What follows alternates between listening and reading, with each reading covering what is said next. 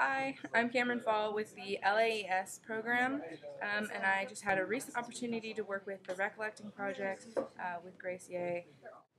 What was the most valuable lesson that you gained from this experience? I found it very interesting that we got basically the same message from all of the different sort of older participants that they said, when you're young, you got to do what you believe in and do what you really want to do. Don't hold back. Don't make any decisions that you might regret later. And I heard this from 3 or 4 different people just saying that they really wanted us to learn from their life, and they wanted us to learn that you really just got to go for it, and you got to be out there and do what makes you happy. How did working with community members present a different way of learning about history, storytelling, and community? Well, one of the things about this recollecting experiment, I guess, is that it's such a big community that even if we separate people into different sections of interviews, they'll all interact and they'll all ask each other, oh, I don't know where this artifact came from. It's from this family. I'll go ask them. And that the whole thing is just sort of wound together. And I don't come from a big community, so it's kind of cool to see that that everybody knows each other and everybody is comfortable asking them anything and finding out about their history because it's interwoven with their own history, which is interesting. Before the event or before you met the individuals that you worked with, what did you expect? And after the event, what were your impressions? I had worked last year on the first edition of this event with the Filipino American community, and I was expecting sort of the same thing.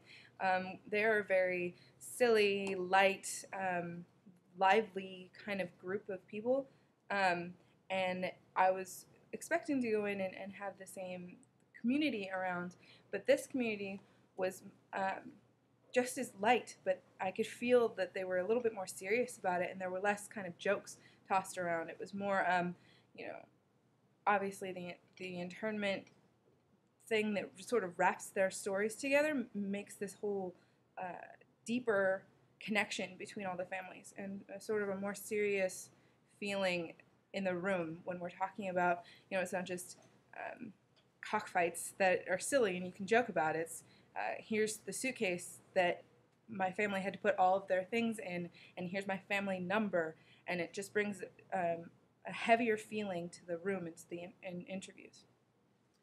You've had a rare opportunity to see and touch original artifacts, documents, and photographs, most never shared to the public before. Now these documents of history are digitalized and will soon be available to view online.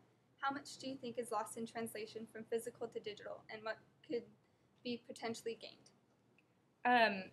With the suitcase, for instance, not being able to see and touch that, I feel takes a lot away from it because it gives this wider perspective on how much of my life could I fit in this bag, and how did they feel when they had to fit their whole lives in this bag, and you can see, how big it is compared to what you would take on a suitcase. Like the suitcase that I took home for Thanksgiving this past weekend was 3 times as big, and being able to hold that and have it tangible to in comparison to the rest of your things.